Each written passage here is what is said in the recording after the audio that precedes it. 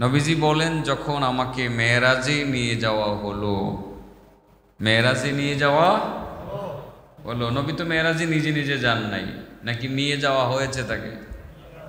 হ্যাঁ, আল্লাহর হুকুমে জিব্রাইল আমিন এসে মেরাজে নিয়ে গেছেন। লাম্মা উরিজা বি, যখন আমাকে মেরাজে নিয়ে যাওয়া হলো, মারারতু বিকাউমিন, আমি একদল মানুষের পাশ দিয়ে যাচ্ছিলাম, লাহুম আজফার, যাদের হাতের নখ আছে, বড় বড় নখ, মিন নুহাসিন, তামার তৈরি নখ। কিসের তৈরি নখ? বড় বড় নখ। এখন অনেকে রাখে, বড় বড় নখ রাখে, একটা ফ্যাশন হিসেবে রাখে আর কি। ছেলেরা কমই রাখে, এখন মেয়েরা বেশি রাখে। মাঝে মধ্যে রাস্তাঘাটে, হাটে ঘাটে, বাজারে অনেক মেয়েদেরকে দেখি, বেপরদা মেয়েদের নখগুলো বড় বড়। ভাত খায় কেমনে?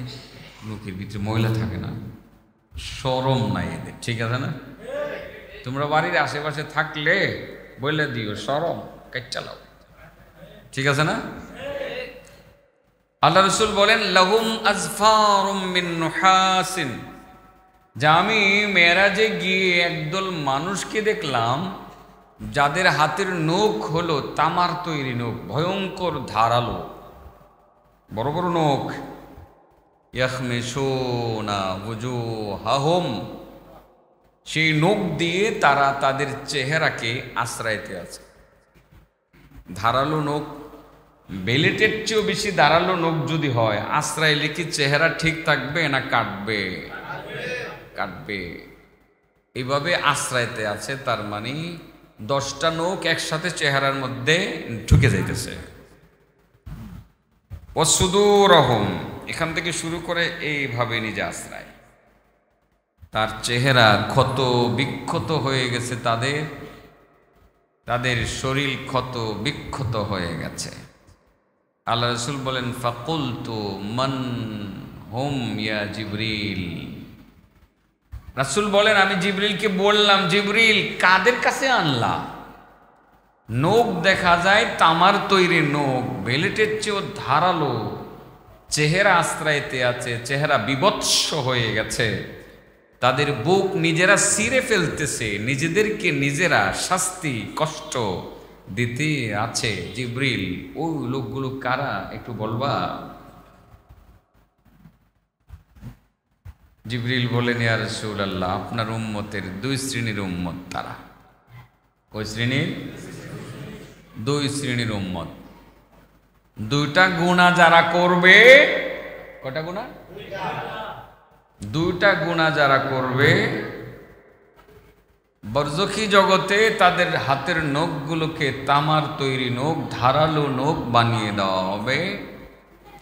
সেই নখ দিয়ে নিজেদের চেহারা নিজেরা আশ্রাবে। 1 বছর 2 বছর না, 100 বছর, হাজার হাজার বছর নিজের চেহারাকে নিজে আশ্রাবে, নিজের শরীরকে নিজে আশ্রাবে, মুখ বুক 2টাকেই ক্ষত বিক্ষত করতে থাকবে কিয়ামত পর্যন্ত। নিজের শাস্তি নিজেই দিবে, জাহান্নামের শাস্তি না, এটা ফেরেশতার শাস্তিও না, নিজের শাস্তি নিজেই দিবে কিয়ামত পর্যন্ত। ওই শাস্তিটা চলমান থাকবে, একটা সেকেন্ডের জন্য থামবে না।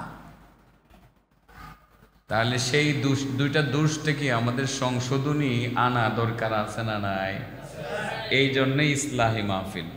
আজকে সংশোধন হব আমরা, এই 2টা অন্যায় থেকে, পাপ থেকে আমরা বেঁচে থাকব। তাহলে 1 নাম্বার কারা? 2 শ্রেণীর মানুষ তো এরকম নিজেদের নখ দ্বারা নিজেদেরকে শাস্তি দিবে। প্রথম 1 নম্বরে কারা?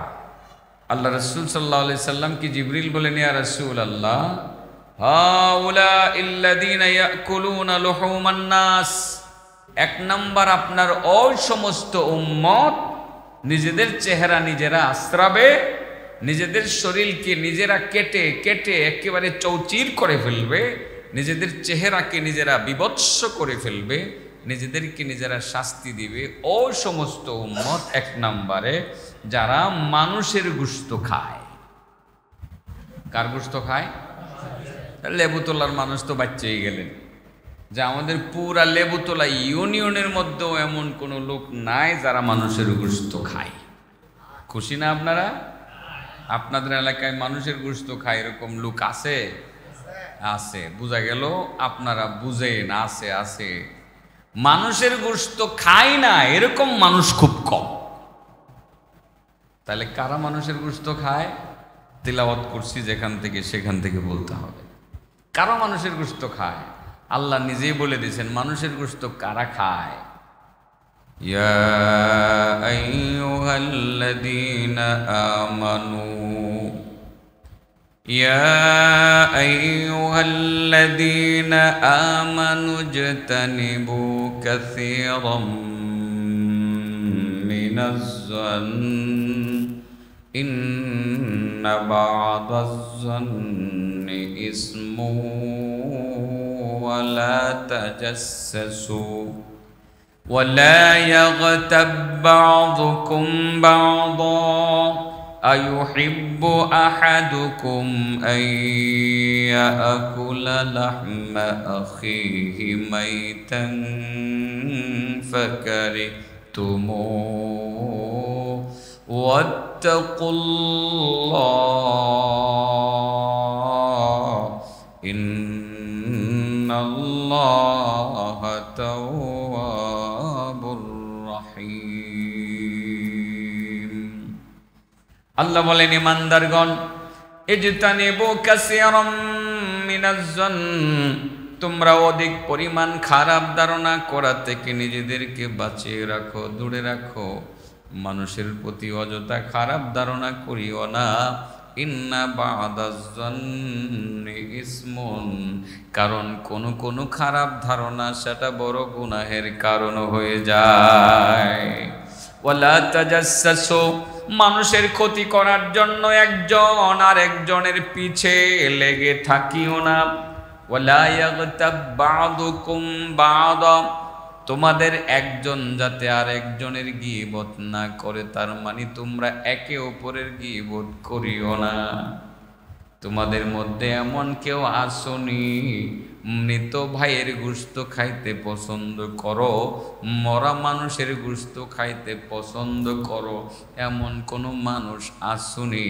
আল্লাহ নিজেই বলেন না এমন মানুষ তো খুঁজে পাওয়া যাবে না যারা মরা মানুষের গোশত খাইতে পছন্দ করবে। তার মানে হলো আল্লাহ বলেন তোমরা তো সেটা চাও না, তবে মনে রাখবা যারা মানুষের গীবত করে, সমালোচনা করে, তারা মূলত মানুষের গোশত খায়। অতএব যেহেতু তোমরা মরা মানুষের ডাইরেক্ট গোশত খাইতে পছন্দ করো না, তোমাদের গীবত থেকে বাঁচা উচিত, কারণ গীবত করা মানে হলো মরা মানুষের গোশত খাওয়া। নাউজুবিল্লাহ বলেন। তাহলে মরা মানুষের গোশত খায় এমন মানুষ লিবতলাতে আছে না নাই? শতকরা 95% মুসলমান সকালবেলা ঘুম থেকে ওঠার পর মরা মানুষের গোশত দিয়া নাস্তা করে, এটাই বাস্তব কথা। ঘুম থেকে ওইটা চাষটলে যায়, সেখানে গিয়া 2-4 জন 10 জন মানুষের গীবত না করলে আড্ডা জমে না। সকালবেলার নাস্তা খায় মরা মানুষের গোশত দিয়া। মহান আল্লাহর নবী বলেন বরজখী জগতে রাসূল বলেন এমন কিছু উম্মত আমার হবে যারা মানুষের গোশত খাবে, গীবত করবে, তাদের হাতের নখগুলো হবে তামার তৈরি নখ। সেই নখ দ্বারা নিজের চেহারা নিজে আশ্রাবে, নিজের বুক নিজে আশ্রাবে, নিজেকে নিজে শাস্তি দিবে। এই শাস্তি কিয়ামত পর্যন্ত দিবে, একটা সেকেন্ডের জন্য থামবে না। কয় শ্রেণীর মানুষের নখ তামার তৈরি হবে? 1 নম্বর যারা কি গরুর গোশত, মরা মানুষের গোশত খায়, এরকম লোক আছে। মানুষের গীবত করে। ভাইসা গাবতলি বাজার কোন আর যেই বাজারেই কোন, সকালবেলা চাষটলে গিয়া 2-4 জনের দুষ না বললে আড্ডা জমে, চা খাওয়া জমে। চা খাওয়া জমে না, চাষটলের আড্ডাও জমে না, বাড়ির আড্ডাও জমে না। আর এখন তো নির্বাচন, বুঝেন না? 2-4-10 জনের দোষ না বললে তো মনে হয় ফেডের ভাতই হজম হইতো না, ঠিক না বেটি? সাবধান, ইসলাহি মাহফিল, আমি ইসলাহের কথাগুলো বলে যাচ্ছি, সাবজেক্ট এটা না। মাঝে মধ্যে নিয়ত করি একটা বলি আর একটা গাড়িতে বসে কিন্তু লিখছিলাম লাল কালি দিয়া দেহি ইসলাহি মাহফিল লেখা। এখন আমাকে সংশোধন করতেই হবে, অপারেশন করতে হবে, কাটাছিরা করতে হবে, সেলাই করতে হবে, মলম লাগাইতে হবে, ব্যথা দিতে হবে। ব্যথাও কিছু পাবেন, ব্যথা তো কিছু পাবেনই, চিকিৎসা করলে পাবেন না, ব্যথাও দেওয়া লাগবে, আবার মলমও দেওয়া লাগবে, আবার মেডিসিনও দেওয়া লাগবে, সব কিছু আমাকে করতে হবে। এটা চিকিৎসার জায়গা। কিসের জায়গা? চিকিৎসার জায়গা। মনোযোগ দিয়ে শুনবেন। হ্যাঁ ভাই সাহেব, কয় শ্রেণীর মানুষের নখ তামার তৈরি হবে? 1 নম্বর, যে কার গোশত খায়? হ্যাঁ, মরা মানুষের গোশত খায়। গীবত করা মানে মরা মানুষের গোশত খাওয়া, ভয়ঙ্কর পাপ। এটা না করলে কি লাভ আমি বলবো না, আশেপাশে হয়তো বলেছি। দেখেন, গীবত করা মানে যে মরা মানুষের গোশত খাওয়া। এটার প্রমাণ কি? একটা হাদিস বলি, অনেক পুরনো হাদিস। আমি আশেপাশে বলছি, বহুত বলছি, আমার তো এদিকে আসা হয়েছে সব জায়গাতে।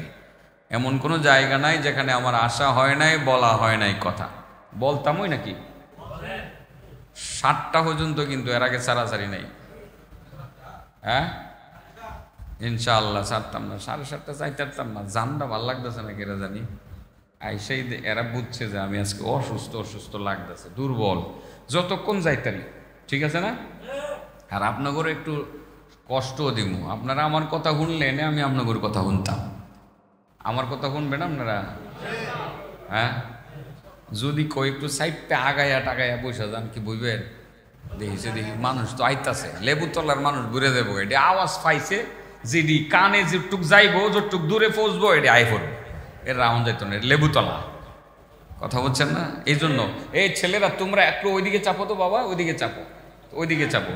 লা ইলাহা ইল্লাল্লাহ, লা ইলাহা ইল্লাল্লাহ, লা ইলাহা ইল্লাল্লাহ, লা ইলাহা ইল্লাল্লাহ, লা ইলাহা ইল্লাল্লাহ, লা ইলাহা ইল্লাল্লাহ, লা ইলাহা ইল্লাল্লাহ, মুহাম্মাদুর রাসূলুল্লাহ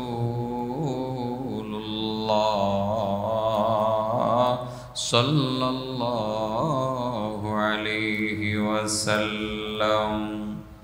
তাহলে আদেশটা কইলাই, বাকি এটা মাথাত রাখতে হইব। 2 শ্রেণীর মানুষের নখ তামার তৈরি হইব। কিসের তৈরি? তামার তৈরি। নিজেরে নিজে কাটবো, নিজেরে নিজে কাট। হ্যাঁ, 1 নম্বর, যারা মানুষের গীবত করে, মরা মানুষের গোশত খায়। গীবত করা মানে যে মরা মানুষের গোশত খাওয়া, বোঝানোর জন্য তাম্বিহুল গাফিলিন একটা কিতাব আছে। এই কিতাবটা আমাদের বুজুর্গানে দিন এই কিতাবটারে খুব কদর করে। আবুল্লাহ সমরকান্দির লেখা তাম্বিহুল গাফিলিন। এই কিতাবে যে তাজু ভাই নামও কইলেছে লেখকের, এই কিতাবে লেখা আছে এক নবী আল্লাহর সাথে কথা বলতেন স্বপ্নে। কেমনে? আর কত কত নবীর কাছে ওহী আসতো স্বপ্নে। এই জন্য নবীদের যে স্বপ্ন, এগুলোকে আমরা ওহী বলি। কি বলি? নবীদের স্বপ্ন আমার আপনার মতো বাজে স্বপ্ন না। ওনাদের স্বপ্ন মানে ডাইরেক্ট আল্লাহর নির্দেশ। যখন ইব্রাহিম আলাইহিস সালামকে আল্লাহ ডাইক্কা নিয়ে বলছেন যে ইব্রাহিম, বা জিব্রাইল দিয়ে বলছেন যে তোমার সন্তানকে কুরবানি করো, কেমনে বলছিল? স্বপ্নে। কোন জায়গায়? স্বপ্নে। কোরআনে আছে না? ফালাম্মা বালাগা মাআহু সা'য়া ক্বালা ইয়া বুনাইয়া ইন্নী আরা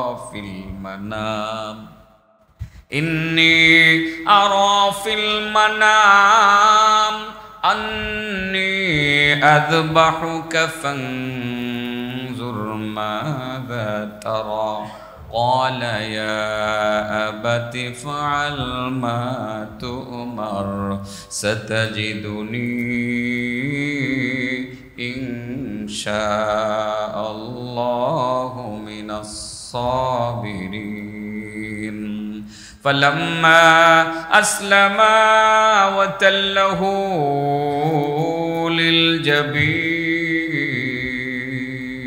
للجبين وناديناه أن يا إبراهيم قد صدقت الرؤيا إنا كذلك نجزي المحسنين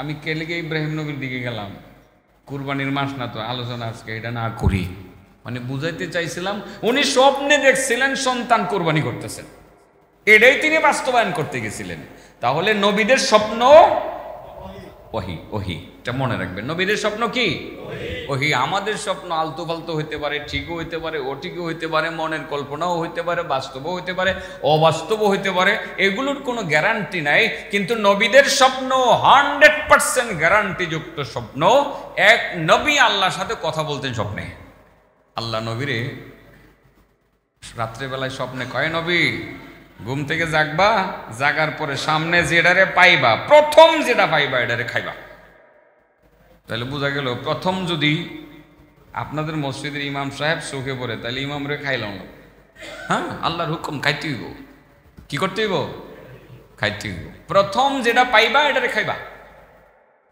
সিরিয়াল মনে রাখতে হইব 1 নম্বরে যেটা পাইবা যে খাইবা আমার টার্গেট কিন্তু 5 নম্বর কয় নম্বর 5 নম্বর হলো টার্গেট পয়েন্ট এটা মনে রাখতে হইব আর 2 নম্বরে নবী তুমি যেটা পাইবা ডাক্কে থুয়ে দিবা কি করবা 1 নম্বরে খাইবা 2 নম্বরে ডাক্কে থুয়ে দিবা 3 নম্বরে যেটা পাইবা এটারে আশ্রয় দিবা কি করবা 4 নম্বরে যেটারে পাইবা তারে নিরাশ করবা না 5 নম্বর যেটা দেখবা আশেপাশে দাঁড়াইবা না একটা দৌড় দিবা এক দূরে একেবারে ট্রেনের গান এর আশেপাশে দাঁড়ানো দেব না কোথায় বোঝানোর জন্য বলছি মানে আশেপাশে দাঁড়ানো যাবে না বসা তো যাবেই না দাঁড়ানো যাবে না দেখা মাত্র দৌড় দৌড়ে পালাইবা দৌড়ে হুকুম কয়টা হয়েছে 1 নম্বরে খাইবা হ্যাঁ ডেকে রাখবা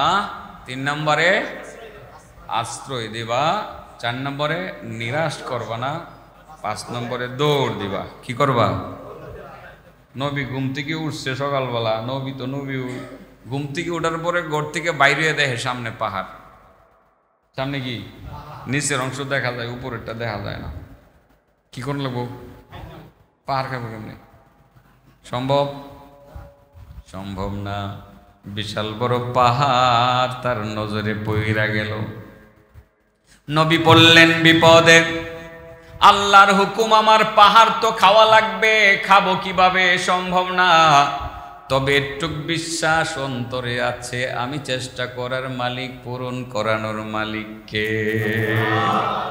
আসায়ু মিন্নি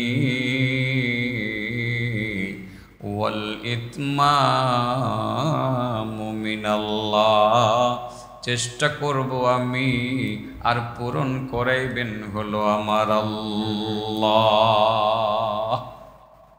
সামনে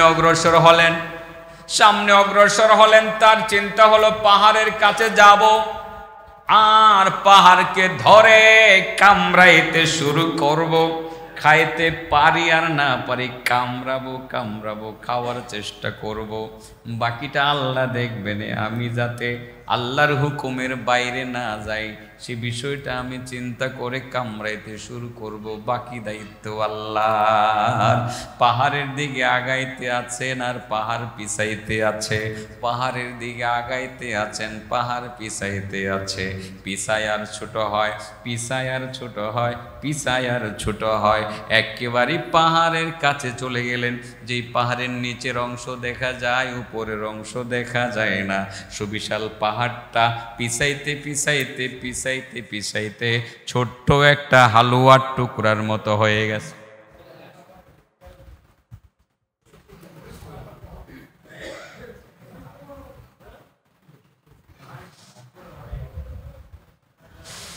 ও না ওইদিকে ডিসকানেক্ট হয় মনে মানুষের পা লাগা তারে মনে কানেকশনটা সরে যায় ওই সেটিংটা নিচে দেওয়াতে ভুল হয়েছে উপরদা দিলে ভালো ছিল জিকির করি লা ইলাহা ইল্লাল্লাহ, লা ইলাহা ইল্লাল্লাহ, লা ইলাহা ইল্লাল্লাহ, লা ইলাহা ইল্লাল্লাহ, লা ইলাহা ইল্লাল্লাহ, লা ইলাহা ইল্লাল্লাহ, লা ইলাহা ইল্লাল্লাহ,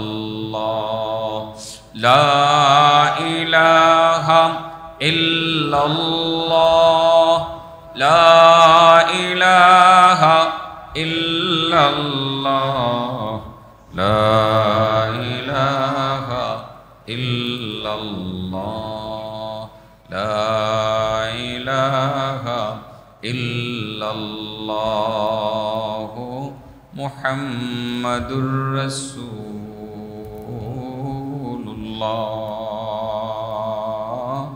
সাল্লাল্লাহু আলাইহি ওয়াসাল্লাম।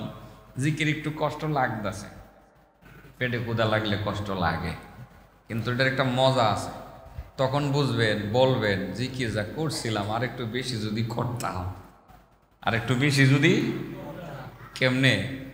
আসরের মাঠে বান্দা হাজির হবে, বহু বান্দা, অধিকাংশ দেখবে বাম দিকে তার গুনার পাহাড়। আল্লাহ কবে গুনারি কাটা করছে, মাহবুদ আমি করছি, কোন সময় করলাম? আল্লাহ দেখাই দিব, দেখ কোন সময় করছস।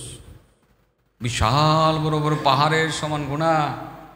তখন আবার আল্লাহ কবে ডান দিকে দেওয়া, পরে ডান দিকে দেখবে আরো পাহাড়। কিসের পাহাড়? জিকিরের পাহাড়। সুবহানাল্লাহ। জিকির আস্তে আস্তে পানির মতো পাইপ দিয়া বাইয়া বাইয়া আইব, পাহাড়ের মধ্যে আইয়া ধাক্কা দিব। পাহাড় গল্লা গুল্লা, গুনার পাহাড় গল্লা গুল্লা গুল্লা গুল্লা একেবারে ধ্বংস হয়ে যাইব। জিকিরে গুণাগুলোরে মিশাইয়া দিব, সোজা কথা ডিলিট করে দিব। একটু দেরিতে দিব যদি জিকির, যদি কিছু কম তাহে দেরিতে দিব, ডিলিটটা করব। বেশি থাকলে তাড়াতাড়ি এই গুণাগুলো ডিলিট হয়ে যাবে। সুবহানাল্লাহ। সেদিন আফসোস করবেন যে লেবুতলা মাদ্রাসার মধ্যে যে ইসলাহী মসজিদে যে ইসলাহী মাহফিলটা হয়েছিল, জিকির যে করছিলাম, আর যদি কতক্ষণ যদি বাড়ায়া করতাম তাহলে এই জিকিরের পাহাড়টা আরো শক্তিশালী হইতো। ঠিক না বেটি? এই জন্য এই জায়গাতে কৃপণতা করতে নাই, জোরে করতে হবে এমন কোনো কথা না। আপনি আস্তে আস্তে করেন, হাঁটা চলার পথে করেন, ঘরে শুয়ে আছেন করেন, একটু রাস্তাঘাটে চলতেছেন করেন, জমিতে কাজ করেন তো করেন, জিকির করেন। এটাতে আল্লাহ বড় খুশি হয়। জিকির দ্বারা ঈমান তাজা হয়, জিকির দ্বারা জিহ্বা তাজা হয়, জিকির দ্বারা জান্নাতের পথ ত্বরান্বিত হয়। এই জন্য জিকির করব। যাই হোক, সাবজেক্টটা এতভাবে আমি ডালফালা সরাইলাম কেরে, তাও তো বুঝতেছি না। সরাইলে সরাইছি, লাস্টে একসাথে মিলাইয়া পুটলা তো একটাই দিমু। পুটলা কয়টা? হ্যাঁ। কয় শ্রেণীর উম্মতের নখ তামার তৈরি হবে? এক নম্বর যে খাসির গোশত খায় না মুরগির গোশত খায়? মাইশের গোশত খায়। তার মানে যারা গীবত করে তারা মূলত মানুষের গোশত খায়। আর যারা মানুষের গোশত খায়, গীবত করে, এক নাম্বার তাদের নখ তামার তৈরি নখ হবে। নিজেদের চেহারা নিজেরা আশ্রাবে, কেটে চৌচির করে ফেলবে, ক্ষত বিক্ষত করে ফেলবে। এক নম্বর যারা মানুষের গোশত খায়। 2 নম্বরটা কইছি না, 2 নম্বরটার অভাব নাই, আশেপাশে বইরে গেছে গা। হে করে আজকে আমি সাহায্য করে চিকিৎসা করে মলম লাগায় পরে যাবো, এর আগে যাওয়া যাবে নি। ঠিক আছে না? মলম দিয়ে যাবো, প্রয়োজনে অ্যান্টিবায়োটিক চিকিৎসাও দিয়ে যাবো, টেনশন করেন না। সরকারি হসপিটালে ওষুধও ফ্রি। ঠিক আছে? সরকারি হসপিটালে ওষুধও ফ্রি। এটা মসজিদ, এটা সরকারি, মানে আল্লাহর মসজিদ, আল্লাহর ঘর। কার ঘর? এটা সকলের জন্য সমান। আজকে ওষুধ একটাও ওষুধ টাকার বিনিময় না, সব মাগনা। চিকিৎসাও মাগনা, ওষুধও মাগনা। এমন গীবত করা মানে যে মরা মানুষের গোশত খাওয়া, এটা বোঝানোর জন্য গেছিলাম গা ওই নবীর গল্পে না। নবীরে 5টা হুকুম করছিলেন আল্লাহ। 1 নম্বর হুকুম, যেডারে পাইবা এডারে খাইবা। প্রথম পাইছে পাহাড়, খাইব কেমনে? পাহাড়ের দিকে আগাইতে শুরু করছে, আগাইতে শুরু করছে, আগাইতে শুরু করছে। পাহাড়ের কাছে যায়, পাহাড় ছোট হয়, পাহাড়ের কাছে যায়, পাহাড় ছোট হয়, পাহাড়ের কাছে যায়, পাহাড় ছোট হয়। আস্তে আস্তে একটা হালুয়ার টুকরার মতো হয়ে গেছে। নবী খালি মুখে নিয়েছে, একটা বড় মিষ্টি খাইতে যেমন লাগে আর কি, একটা মিষ্টির মতো হালুয়াটারে খাই গেছে। সুবহানাল্লাহ। নবীর কথা হইলো, দেখলাম কি আর হইলো কি, দেখলাম পাহাড়, হয়ে গেল হালুয়ার টুকরা, খাই লইলাম। এটা কেমনি সম্ভব হইলো? আল্লাহ করাইছে। কেটা করাইছে? কিন্তু বুঝলাম না তো। দেখলাম পাহাড়, হয়ে গেল হালুয়ার টুকরা, আল্লাহ কি বুঝাইছে? এটা তো আল্লাহর সাথে আমার কথা বলতে হইব। তো কোন সময় বলবো? রাত্রে ঘুমামো, স্বপ্নে আবার কথা হইব, তখন এনে জিগামো। আচ্ছা জিগামো নে, বুঝছি না যেহেতু কিছু, আগামী কাল রাত্রে ভরে আল্লাহরে জিগামো নে, আগামী রাত্রে জিগামো নে। তাহলে 1 নম্বর পাহাড় খাইছে না? মনে রাখেন। 2 নম্বর হুকুম ছিল কি? সামনে গিয়ে দেখে এই বড় এক স্বর্ণের টুকরা, 10,000 বুড়ির কম না, কথার কথা আর কি। এত বড় স্বর্ণের টুকরা, হুকুম কি? ডাইক্কা থোয়া না? নবী তো ঠিক আল্লাহর হুকুম ডাকবো, ওই বালু দিয়ে ডাইক্কা থুয়ে দিছে। ডাইক্কা থুয়ে গেছে গা সামনে। চিন্তা করলো যে পিছনে ছায়া দিহি, ডাইক্কা থুইলাম যে কি অবস্থা আছে, ছায়া দেখে এটা আবার বাইসা গেছে। আবার গিয়া ডাকছে, আবার বাইসা গেছে। নবী কই, এটা কোন বিপদে পড়লাম? কতবার ডাকমু? আচ্ছা আমার চেষ্টা তো আমি করছি জায়গা। নবী এত বড় স্বর্ণের টুকরোটা থুয়ে গেল। ও ডাকতে পারতো অন্যভাবে, ফতোয়াটা ঘুরাইয়া ডাকতে পারতো না যে স্বর্ণের টুকরোটা থুয়ে গেলে সুট ডাইতে লুয়ে যাবো, থাক এটা বস্তা দিয়া ডাইকে আমার বাড়িতে লুয়ে যাইগা। এরকম নবী করতে পারতেন, ঠিক আছে না? পারতেন না, কিন্তু নবী এটা করলেন না। নবীর কথা হইলো স্বর্ণ দিয়ে কি করবো আমি? লোভ নাই। নবী রাসূলের দুনিয়ার প্রতি লোভ নাই, ছিল না, ছিল না। তো যদি থাকতো, আমার নবীর আল্লাহ কি না কইছে? আল্লাহ কইছে কি লাগবো? নবী কও না উহুদ পাহাড়টা স্বর্ণ বানায় দে। নবী কইছে আল্লাহ আমার সম্পদ দেও? হ্যাঁ, কইছে না। কাফেররাও তো কত প্রস্তাব দিয়েছে, মোহাম্মদ কি লাগবো কও না, নেতৃত্ব লাগবো দিয়ে দে, নারী লাগবো দিয়ে দে, টাকা পয়সা লাগবো দিয়ে দে। তো ধর্ম নিয়ে বাড়াবাড়ি এটা করো না, আমরা বাপ দাদার ধর্মটা ঠিক রাখো, ঠিক না? আমার নবী কি বলছিলেন? দরকার নাই, আমার আল্লাহর হুকুম আমাকে অবশ্যই পালন করতে হবে। এটা হলো নবীদের শিক্ষা, যে সম্পদটা তো আমার না, পাওয়া সম্পদ স্বর্ণ, আমি হাত দেব কেন? কিন্তু আমরা যে কত রকমের ফতোয়া খুঁজলাম বলে, আর ইদানিং তো ফতোয়া খুঁজা সুদও জায়েজ করতেছে। হ্যাঁ, বহুত সুদখোর আছে মৌলবী, নাম কষ্টে মৌলবী, হয়তো লেখাপড়া মাদ্রাসাত করছে, কিন্তু টাকার লোভে সুদে ঢুকে গেছে। ঘুরে গাড়ায় ফতোয়া দে, এমনে না এমনে, এমনে এমনে এমনে খায়, ঘুরে ফতোয়া দে সুদ জায়েজ। বহুত মৌলবী ফেসবুকে দেখলে অনেক অনেক মৌলবী সুদ জায়েজ হওয়ার পক্ষে দলিল দেয়, কত রকমের দলিল দেয়। জায়েজ, সুযোগ নাই, কোনো সুযোগ আছে? সুযোগ নাই, লোভ করার কোনো সুযোগ নাই। টাকা পয়সা তো লাগে দুনিয়াতে চলতে, লাগে না? বৈধভাবে কামাই করো, এটার খাওয়ানোর স্বাদই আলাদা। আর এই সারাদিন পরিশ্রম করে কামাই করার পরে যে পয়সা পাওয়া যায়, এই পয়সা দিয়ে কিনে ডাল, আলুর ভর্তা, ভাত খাওয়ার মধ্যে যে মজা, চুরি ডাকাতির টাকা দিয়া খাসি মুরগি গরু খাওয়ার মধ্যেও এই মজা নাই। বিশ্বাস করেন, আপনি হালাল খাবার টাকায় দেখেন মজা কেমন লাগে, অনেক স্বাদ, অনেক স্বাদ। কিন্তু এই খাসি কাচ্চি বিরিয়ানির মধ্যে এই স্বাদ নাই, খাইয়া পরে কপ কপ এমন এমন করে, ঠিক না বেটি? তাহলে খাবারটা হালাল হবে, খাবারটা কি হবে? হ্যাঁ, নবী কি দেখছে? স্বর্ণের টুকরা ডাইকা থুইছে, তো করে গেছে গা। তাহলে একটারে খাইছে, আরেকটা ডাইকা দিছে।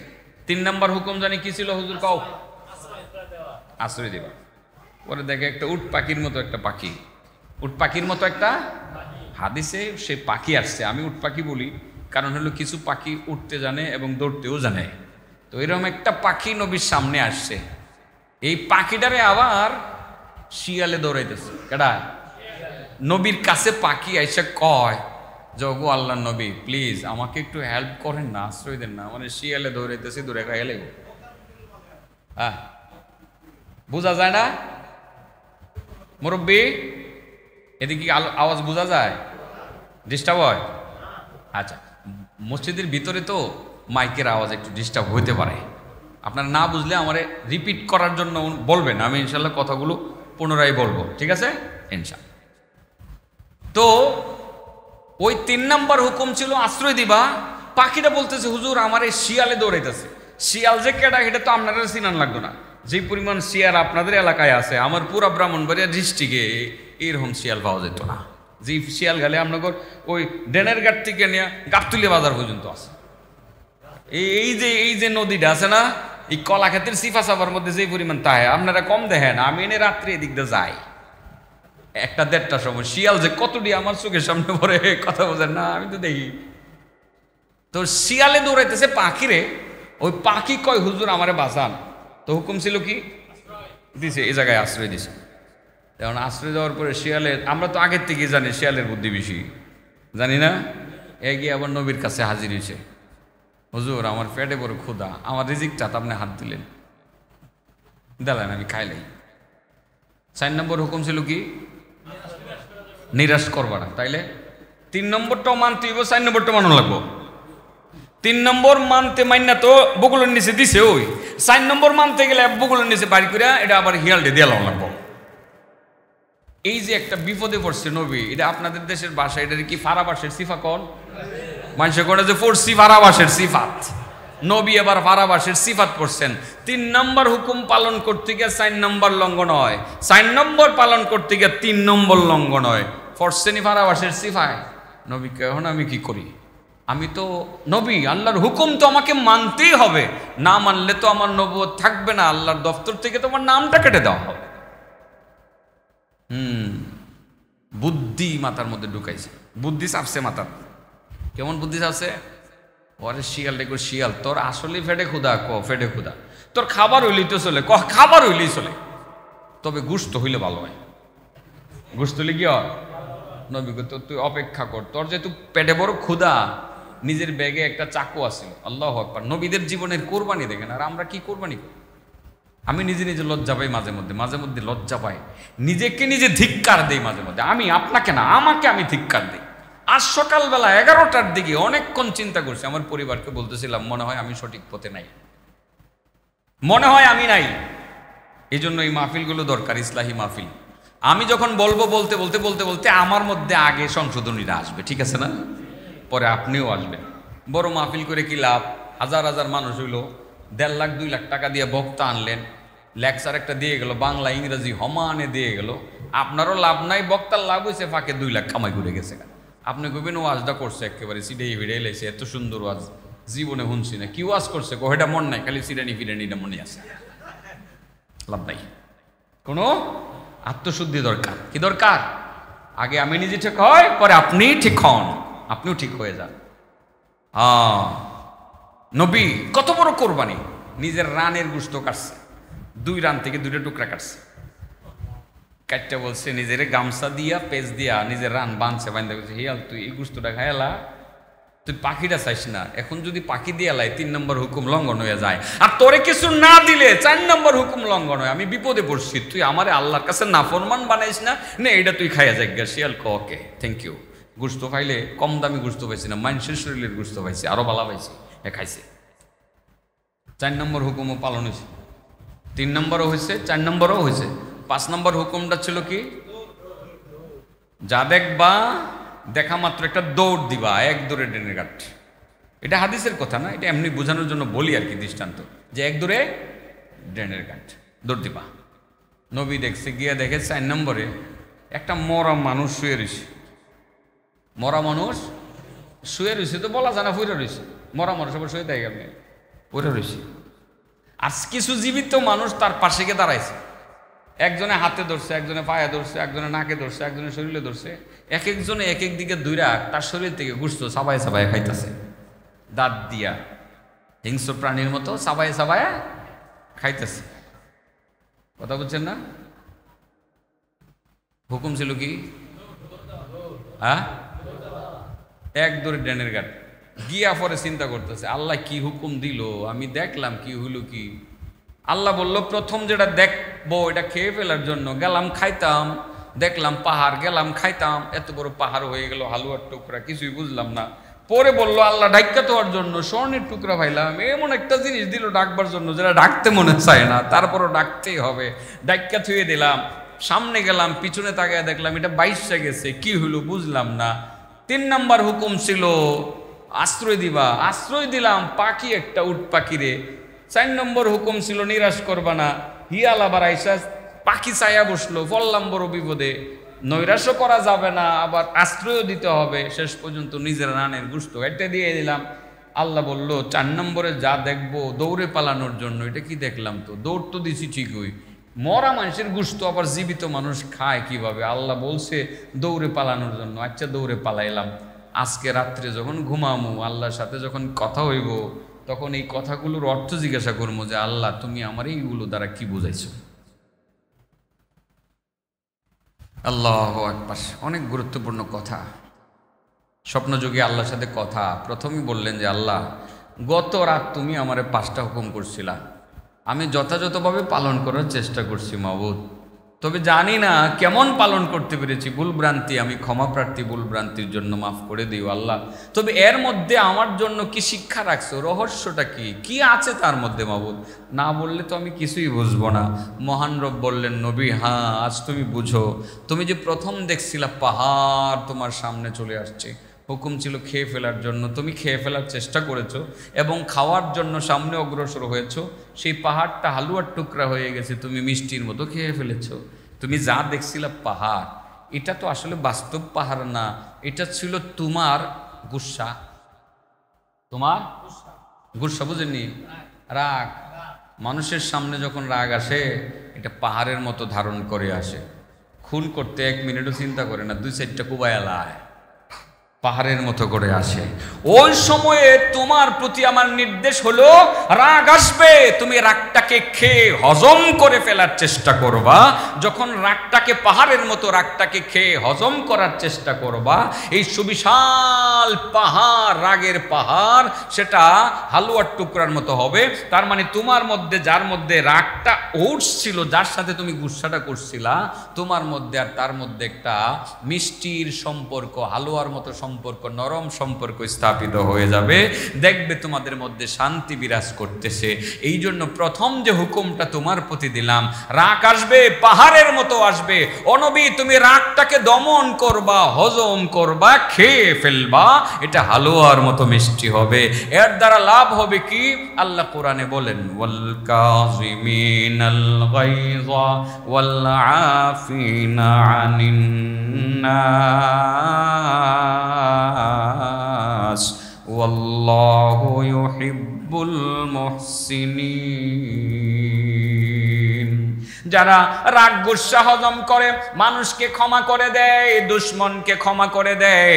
রাগ গুসা হজম করে দুশ্মনকে যারা ক্ষমা করে দেয়, রাগ গুসা যারা হজম করে, এই ধরনের ভালো কাজ যারা করে, মহান আল্লাহ তাআলা নিজে বলেন, ও আমার বান্দা বান্দিরা, যারা তোমরা রাগ গুসা হজম করে প্রতিপক্ষকে ক্ষমা করে দাও, আমি আল্লাহ ঘোষণা করলাম, আমি আল্লাহ তোমাদেরকে ভালোবাসি।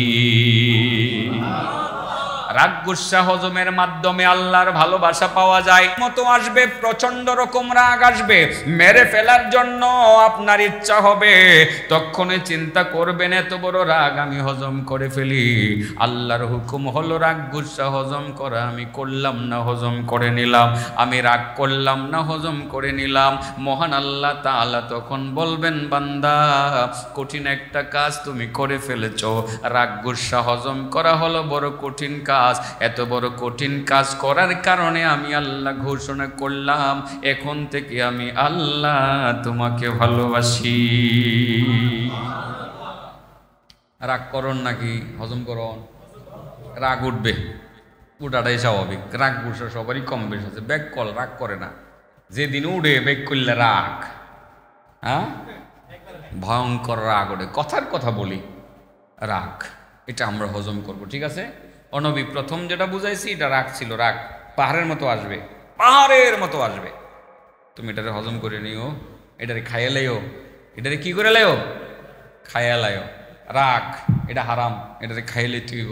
কি করে না লাগবো? তো আপনি হুজুর হারাম আবার খাই কেমনে? হ্যাঁ, কত কত হারাম খাওয়া যায়। এ রাগ নামের গুসা নামক হারামটা এটা খাওয়ান যায়, এটা খাইবেন, দেখা যায় না তো, এটা কিল্লা লাইবেন, হজম করে লাইবেন। কথা বলছেন? তাহলে 2 নম্বরটা কি ছিল জানি? ডাক্কা তুই তুইব কি জানি আসলো? স্বর্ণের টুকরা ডাক্কা তুইছে, পরে এটা কি হয়ে গেছে? বাইসা গেছে। আগের কথা কি ভুলে গেছেন না? মনে আছে? আল্লাহ রাসূল বলছিলেন, আমি মেরাজে গিয়া আমি এক ধরনের মানুষ দেখছিলাম, তাদের হাতের নখ হলো তামার তৈরি নখ, নিজের নখ দ্বারা নিজের মুখ কাটতেছে, বুক কাটতেছে। আমি জিব্রাইলকে বললাম, জিব্রাইল এই লোকগুলো কারা? বড় বড় নখ, তামার তৈরি নখ, নখ দিয়ে বুক কাটতেছে, মুখ কাটতেছে, নিজেরে নিজে আঘাত করতেছে, লোকগুলো কারা? জিব্রাইল বলছিলেন, ইয়া রাসূলুল্লাহ, আপনার দুই শ্রেণীর উম্মত তারা। এক নম্বর যারা মানুষের গোশত খায়। কার গোশত খায়? তার মানে গীবত করে। কি করে? গীবত করা মানে যে মরা মানুষের গোশত খাওয়া। এটা বোঝানোর জন্য আমি ওই লম্বা হাদিসের মধ্যে হাত দিছি। 5 নম্বর পয়েন্টে গিয়ে বুঝবেন যে গীবত করা মানে হলো মরা মানুষের গোশত খাওয়া। এই জন্য সরাইলেছিলাম তো, ডালপালা একটু সরাইছিলাম, মিলামো আমি আস্তে আস্তে মিলাইয়া দেব, সমস্যা নেই। 2 নম্বর, ডাক্কা তুইছে, তুইব স্বর্ণের টুকরা ডাক্কা তুইছে না, বাইশে গেছে। পরে আল্লাহরে কয়, আল্লাহ এটা কি দেখাইছো? স্বর্ণের টুকরা ডাক্কা থইলাম, এটা খালি বাইশা যায়। তুমি কইছো ডাকতাম, আমি তো ঢাকি থেকে, কিন্তু বাইশা যায় কেন? আল্লাহ কয়, নবী 2 নম্বর যেটা দেখছিলা স্বর্ণের টুকরাটা, এটা হলো তোমার নেক আমল, স্বর্ণের চেয়েও দামি। তুমি যে বলো লা ইলাহা ইল্লাল্লাহ, সোনার চেয়েও দামি। তুমি যে নামাজ পড়ো, সোনার চেয়েও দামি। তুমি যে সাদাকা করো, সোনার চেয়েও দামি। তুমি নফল পড়ো, সোনার চেয়েও দামি। কোরআন পড়ো, স্বর্ণের চেয়েও সেটা দামি। ওই যে স্বর্ণের টুকরাটা দেখছিলা, সেটা ছিল তোমার নেক আমল, তোমার নেক আমল। নেক আমলের ক্ষেত্রে তোমার প্রতি নির্দেশ হলো, তুমি যত বেশি নেক আমল করবা, তোমার প্রতি নির্দেশ হলো তুমি গোপন রাখবা, ডাইক্কা থইয়ে দিবা, মানুষের সামনে ঢোল ফিডাইবা না, মানুষের কাছে বলবা না আমি নিয়মিত তাহাজ্জুদ পড়ি, মানুষের কাছে বলবা না আমি আল্লাহর রাস্তায় অনেক দান খায়রাত করি, মানুষের কাছে বলবা না যে আমি গুনাহ করি না, মানুষের কাছে এই কথা বলবা না যে আমি বেশি বেশি নেকির কাজ করি। তোমার দায়িত্ব হলো নেক কাজগুলো তুমি ডাইক্কা থইবা, তোমার দায়িত্ব হইল ডাইক্কা থোয়ার, আর আমার দায়িত্ব হইল সেটা ভাসাইয়া দেওয়া। রাতের অন্ধকারে তাহাজ্জুদ পড়ো, তুমি কারো কাছে বইল না, তুমি বলবা না, তুমি ডাইক্কা রাখবা। আর পৃথিবীর মানুষের কাছে আমি বলে দিব আমার বান্দা বড় তাহাজ্জুদ গুজার, আমার ওলি, সারা দুনিয়ার মানুষ তোমারে ভালোবাসবে। কয়দিন দেখছেন মৌলানা ইমামউদ্দিন সাহেব তাহাজ্জুদ পড়তে? কিন্তু সবাই এই কথা বিশ্বাস করি যে উনি নিয়মিত তাহাজ্জুদ গুজার ছিলেন, করি না?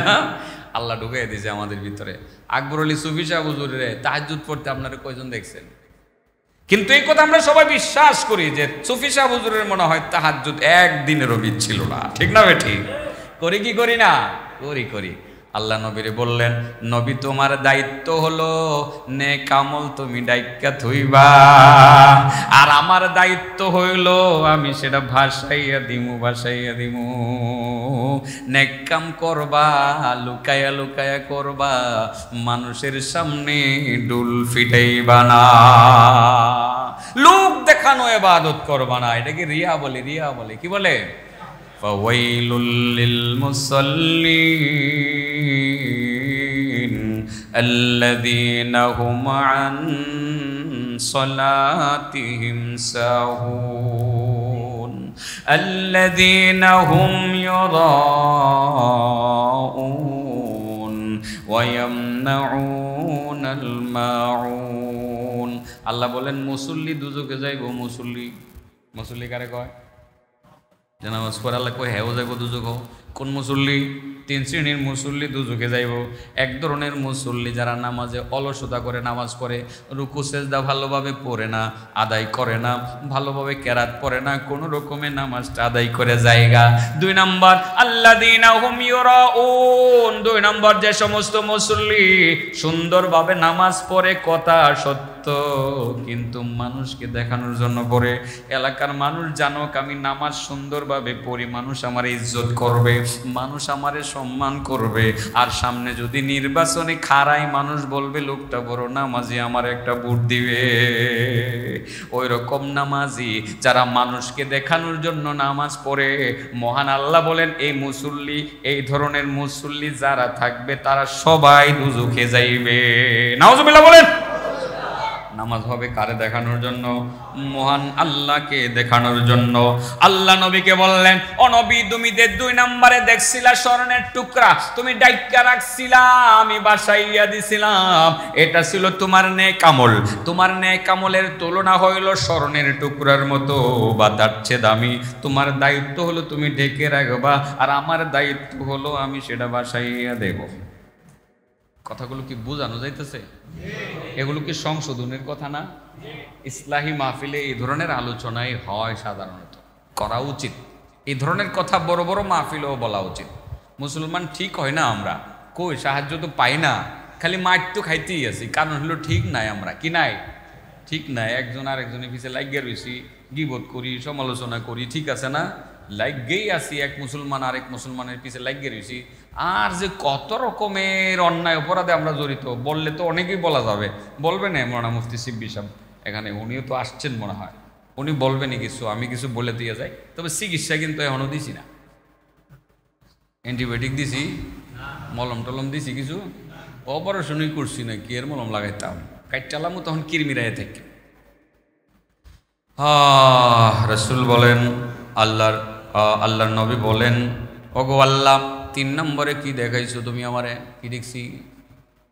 পাখি আইছে, আশ্রয় দিলাম, কিন্তু পরক্ষণে তুমি 4 নম্বরে হুকুম দিছিলা নিরাশ করবা না। শিয়াল যে আইসা গেল তখন আমি করি কি, পড়ছিনি বিপদে। মাবুদ, 3 নম্বর হুকুম পালন করলে আমার 4 নম্বর লঙ্ঘন হয়, 4 নম্বর হুকুম পালন করলে 3 নম্বর লঙ্ঘন হয়। মানুষ আমার, মাবুদ তুমি আমারে কি বুঝাইছো? আল্লাহ বলেন, নবী তোমারে বুঝাইছি, কেউ যদি তোমার কাছে আশ্রয় চাই তুমি আশ্রয় দিও, কেউ যদি তোমার কাছে কোনো কিছু চায় অন্তত পক্ষে খালি হাতে তারে ফেরত দিও না। ভিক্ষুক আসলে ধমক দিয়ে ফেরত দিও না। ওয়া আম্মাসাইলা ফালা তানহার। আল্লাহ আমার নবীকে বলছিলেন, নবী কোনো সাইল যদি আসে, ভিক্ষুক আসে, তোমার কাছে কোনো কিছু চায়, তুমি তারে ধমক দিয়ে ফেরত পাঠাইয়া দিও না, খালি হাতে দিও না, থাকলে কিছু দাও। আর যদি না দিতে পারো অন্তত কিটুক বলো, ভাই আজকে যে কিছু নাই, সরি দিতে পারলাম না, আরেকদিন আইসো তোমার জন্য কিছু রাখবো। কিন্তু ধমক দেওয়ার অধিকার আপনার নাই, আছে? ধমকও দিবা না, কিছু চাইলে দিও, এটাই বুঝাইছি। দেওয়ার কি লাভ? এই দানের ফজিলত আপনারা আমার চেয়ে ভালো জানেন, আপনাদের এলাকার মানুষ দান করেন, এটা আমি কইতাম না। টার্গেট ছিল কয় নম্বর কোয়া? দেখেন চিন্তা মিলেনি, 1 নম্বরের লগে 5 নম্বর মিলেনি। ওই যে 2 শ্রেণীর মানুষের নখ তামার তৈরি নখ হবে। নবী মেরাজে গিয়ে দেখছিলেন, নিজের চেহারা নিজেরা তামার তৈরি নখ দিয়ে এইভাবে খামসায় কাটতেছে, ক্ষত বিক্ষত করতেছে। 1 নম্বর যারা মানুষের গোশত খায়, কার গোশত খায়? 5 নম্বরে নবী কি দেখছিলেন? একটা মরা মানুষ, এক জায়গায় পড়ে আছে, কিছু জীবিত মানুষ গিয়া কেউ হাত খাইতেছে, কেউ পাও খাইতেছে, কেউ নাক খাইতেছে, সাবায় মরা মানুষের গোশত খাইতেছে। নবীর হুকুম, নবীর প্রতি হুকুমটা জানি কি ছিল? নবী দৌড় দিছে। নবী আল্লাহরে কয়, আল্লাহ এটা তুমি কি বুঝাইছো? দেখলাম মরা মানুষের গোশত মানুষে খাইতেছে, তুমি বলছো ওখান থেকে দৌড়ে পালানোর জন্য, দৌড় দিছি, এক দূরে ডেনের ঘাট পার হয়ে গেছি, বোটতলা মাহবুদ খারুইছি ওই না আশেপাশে, এটার দ্বারা তুমি কি বুঝাইছো? আল্লাহ বলেন, হ্যাঁ এটাই বুঝাইছি। এইরকম মরা মানুষের গোশত যদি দেখো কেউ খাইতেছে, তুমি দৌড়বা। তাহলে মরা মানুষের গোশত খাইতেছে কারা? আল্লাহ রাব্বুল আলামিন কিন্তু কোরআনে বলে দিছে, হাদিসেও আছে, কারা মরা মানুষের গোশত খায়? যেই সব মজলিসে, ও নবী, যেই সব মজলিসে, যেসব চাষটলে, যেসব রাস্তাঘাটে, যেই সব জায়গাতে মানুষের সমালোচনা চলে, একজন আরেকজনের দোষ বলে, খালি দোষ বলে, যারা দোষ বলে তারা মরা মানুষের গোশত খাইতে থাকে, তারা যেই জায়গাতে আছে ওই জায়গায় তুমি বসবা না, দাঁড়াইবাও না, বরং দৌড়ে পালাইয়া তুমি অন্যত্রে চলে যাবে, আশেপাশেও থাকবে। তার মানে হলো গীবত তো করা যাবে না, গীবতের আশেপাশেও যাওয়া যাবে না। গীবত করা মানেই হলো মরা মানুষের গোশত খাওয়া। আর যারা মরা মানুষের গোশত খায়, আল্লাহ রাসূল বলেন, লাহুম আজফারুম মিন নুহাস, তাদের হাতের নখ হবে তামার তৈরি নখ। ইয়াখমিশুনা ফুজুহাহুম ওয়া সুদুরহুম, তারা নিজেদের নখ দিয়ে নিজেদের চেহারা আর নিজেদের বুক শরীরকে ক্ষত বিক্ষত করবে। এই শাস্তিটা তারা নিজেদেরকে নিজেরা দিবে, টানা কিয়ামত পর্যন্ত দিবে, 1 সেকেন্ডের জন্য থামবে না। আমি কি বুঝাইতে পারছি কথাগুলো? হ্যাঁ, এবার প্রশ্ন করি, বলেন কয় শ্রেণীর মানুষের নখ তামার তৈরি নখ হবে? 1 নম্বর, যারা গরুর গোশত খায় না খাসির গোশত খায়? মানুষের গোশত খায়। মানুষের গোশত কারা খায়? যারা মানুষের গীবত করে। এই রোগটা আমাদের সমাজে আছে, সাইস্টলে আছে, মাদ্রাসার অফিসে আছে, স্কুলের অফিসে আছে, মসজিদের কোনাত আছে। মসজিদে বইও মানুষের গোশত খায়। বইয়ে কিরে দেখছোস নি হ্যাঁ কি করছে করিমে? হ্যাঁ হ্যাঁ, লোক বেলা না তো, খারাপ মানুষ, হ্যাঁ বাপও খারাপ আছি, গরু চুরি করতো। মসজিদে বইয়ে কয়, হ্যাঁ কয় না? কেন বইয়ে মানুষের গোশত খায়? এরপরে আপনার স্কুলের অফিসেও, হাই স্কুলের অফিসে, কলেজের অফিসে, মাদ্রাসার অফিসে বইয়ে বইয়ে করে, দেখছি আমি, শুনছি। আর রাজনৈতিক মাঠে তো এরা ছোটো ছোটো মানুষের গোশত খায় না, বড় বড় মানুষের গোশত খায়। কথা বুঝছেন না? রাজনীতির মাঠে সারাটা জগৎ চলছে মানুষের গোশত খাওয়ার মধ্যে। চলেন এগুলো সাইডে দেই, আজকে থেকে নিজেরা সংশোধনী আনি যে মানুষের দোষ করে আমার লাভ কি? এই বেটার দোষ আমি বললে আমার লাভ কি? দোষ নাই বেটা একটা করছে, ওই আমি কেড়ে তার অগোচরে দোষ বলতে যাবো? সংশোধনীর জন্য সামনাসামনি বলা দেওয়া যায়, কিন্তু অগোচরে তার দোষ কেন বলবো? তার দোষ বললে বোঝা গেল যে তার মান সম্মান নষ্ট হবে, তার একটু ক্ষতি হবে। তবে আমার লাভ কি? আমার তো কোনো লাভ নাই। যেহেতু আমার কোনো লাভ নাই, আমি দোষ বলবো না, গীবত করব না। সিদ্ধান্ত নিলেন 1 সেকেন্ডে। কই সেকেন্ডে? আল্লাহ রাসূল কয় ব্যবসা হয়ে গেছে তোমার 10,000। কয় হাজার? 10,000 ব্যবসা হয়েছে। কি 10,000? কি টাকা? ডলার না সৌদি রিয়াল? 10,000 নাকি? না, এটাও না। আল্লাহ রাসূল কয় 10,000 রাকাত নফল নামাজের নেকি নগদ ব্যবসা হয়ে গেছে। এখন চিন্তা করছিলাম, আপনি ধরেন চিন্তা করছিলেন মসজিদ থেকে বাইরে হেন গিয়ে উমুকের ব্যাপারে একজনের কাছে বদনাম করবেন। চিন্তা করলেন হে বেটার বদনাম করলে আমার কি লাভ? হুজুরে কয়ে গেছে সংশোধনী দরকার, হে বেটার বদনাম করতাম না, আগে নিজের চরকায় তেল দিই, আরেক বেটারে দরকার নেই দোষারোপ করার। আমি নিজে ভালো হওয়ার চেষ্টা করি, আগে আমি ভালো হয়ে যাব এখান থেকে, আর তার দোষ বলবো না।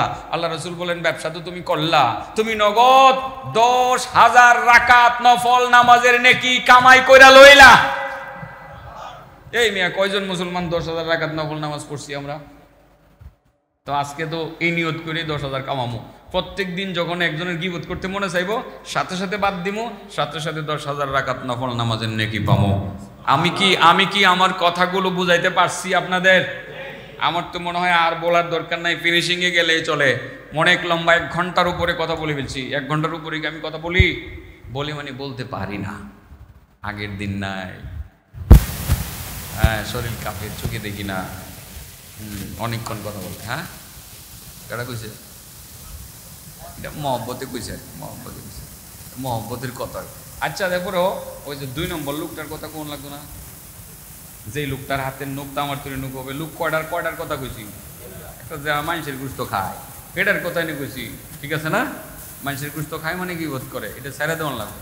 দেখেন এই জায়গাতে আমাদের দুর্বলতারা, এটার কারণে আমাদের নামাজ কবুল হয় না, দোয়া কবুল হয় না, কান্নাকাটি করি কবুল হয় না, জিকির আজকার কবুল হয় না, গীবতটার কারণে। এটা কেমনে? কথা তো খালি বাড়ে, কথায় কথা বাড়ে, আরেকটা কথা কই হইলেই 2-3-4 মিনিট জাগা, অসুবিধা হইতো না আপনাদের। বাদশাহ ইব্রাহিম ইবনে আদহাম, উনি ছিলেন বলকের বাদশাহ। শেষ পর্যন্ত তিনি বাদশাহী ছেড়ে দিয়েছেন যে না, এই জগৎ ভালো না, আমি আর পৃথিবীর মানে বলকের রাজত্ব করব না। উনি এক প্রকার আল্লাহর ওলিদের হাত ধরে চলে গেছেন। উনি এবার মানে অন্য রাস্তায়, সোজা কথা জঙ্গলের পথে, বোঝানোর জন্য যেটা বলে। জঙ্গল মানে কিন্তু আবার ল্যাংটা ফির না, কিন্তু আবার ফকির টকির বুঝছেন না, আবার উল্টা ফুল্টা বুঝছেন না। তার মানে ওনার কথা হলো সাধনার জগতে চলে গেলেন, মানে আল্লাহর সাথে কানেকশন করতে হবে। তো একটা পর্যায়ে তিনি সত্যি সত্যি আল্লাহর ওলি হইলেন, হক্কানি একজন পীর হিসাবে পরিচিতি লাভ করলেন। হক্কানি পীর, কি পীর? ভণ্ডনা, আবার ভণ্ডনা, হক্কানি পীর হিসাবে পরিচিতি লাভ করলেন। তো উনি যখন মুরিদ করলেন, বাসরা, কুফা এসব অঞ্চলে ওনার অনেক মুরিদ। তো ইরাকের একটা শহর আছে বাসরা, নাম শুনেছেন? বাসরা, কুফা। এই বাসরাতে একদিন তিনি আনঅফিসিয়ালি কাউকে না জানিয়ে বিনা নোটিশে ওখানে গেলেন।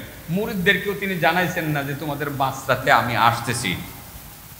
যখন মাত্র বাসরাতে গেলেন, যাওয়ার পর বাসরার মুরিদরা খবর পাইছে যে আমাদের পিসাব হুজুর এসে গেছেন। আর পিসাব তো ওই পিসাব না, এমন পীর যিনি বাদশাহ ছিলেন। কি ছিলেন? বাদশাহ, প্রেসিডেন্ট ছিলেন। খবর পায় সবাইকে ভিড় করছে। ভিড় করে ওই যে বলছিলাম না যে আপনাদের একটা মনের প্রশ্নের উত্তর পাইবেন, মনে আছে নেই? এই এখানে পাইতেন।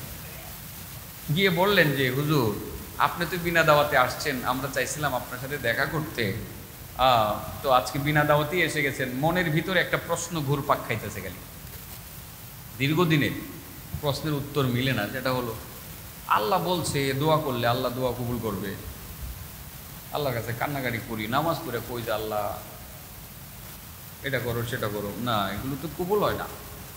কারণ কি? দোয়া কবুল হইতেছে না, কারণ কি? এই প্রশ্নটা কি শুধু তাদের অন্তরে ছিল না, আপনার অন্তরেও আছে? আমার অন্তরেও আছে, আমারও আছে। মাঝে মধ্যে দোয়া করি, মনে হয় যে কাম হয়েছে না। কথা বলছেন না?